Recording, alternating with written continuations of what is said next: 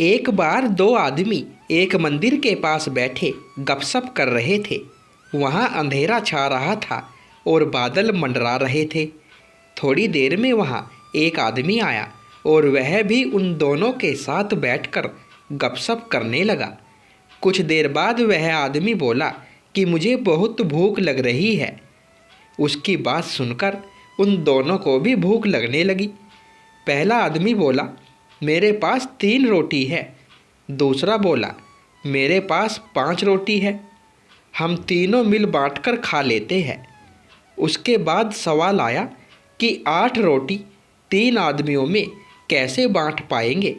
पहले आदमी ने राय दी कि ऐसा करते हैं कि हर रोटी के 3 टुकड़े करते हैं, अर्थात 8 रोटी के 24 टुकड़े हो जाएंगे और हम तीनों में 8-8 टुकड़े बराबर बराबर बंट जाएंगे।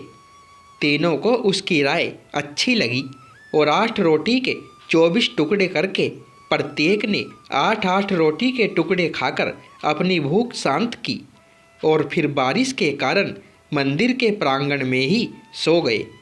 सुबह उठने पर तीसरे आदमी ने उनके उपकार के लिए दोनों को धन्यवाद दिया और प्रेम से 8 रोटी के टुकड़ों के बदले दोनों को उपहार स्वरूप 8 सोने की गिन्नियाँ देकर अपने घर की ओर चला गया। उसके जाने के बाद दूसरे आदमी ने पहले आदमी से कहा, हम दोनों 4-4 गिन्नी बांट लेते हैं। पहला आदमी बोला, नहीं, मेरी 3 रोटी थी और तुम्हारी 5 रोटी थी, अतः मैं 3 गिन्नी लूँगा और तुम्हें 5 गिन्नी रखनी होगी। इस पर दोनों में बहस होने लगी।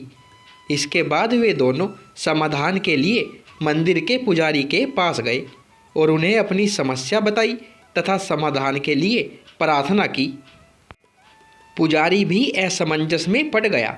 दोनों एक दूसरे को ज़्यादा देने के लिए लड़ रहे हैं।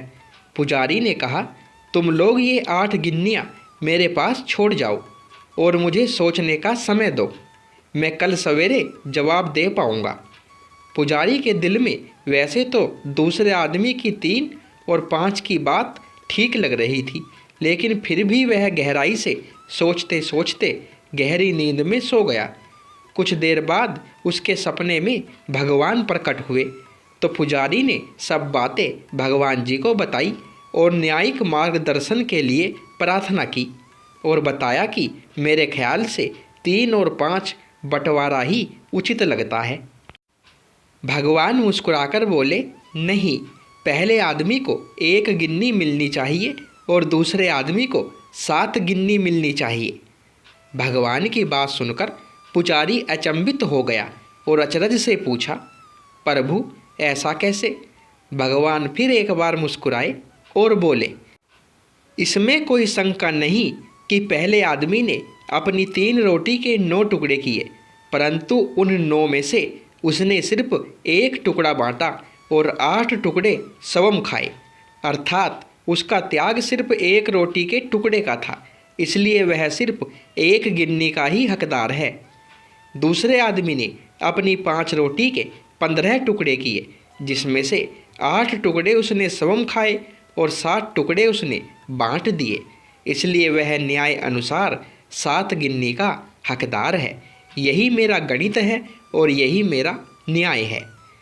ईश्वर के न्याय का सटीक विश्लेषण सुनकर पुजारी नतमस्तक हो गया। इस कहानी का सार यह है कि हमारी वास्तविक स्थिति को देखने की, समझने की दृष्टि और ईश्वर का दृष्टिकोण एकदम भिन्न है।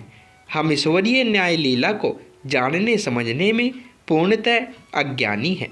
हम अपने त्याग का गुणगान करते हैं, परंतु ईश्वर हमारे त्याग की तुलना हमारी क्षमता एवं भोग तोड़कर उपयुक्त निर्णय करते हैं। तो दोस्तों, वीडियो पसंद आई हो तो वीडियो को एक लाइक और शेयर अवश्य करें और चैनल पर पहली बार आए हो तो चैनल को सब्सक्राइब करें। धन्यवाद।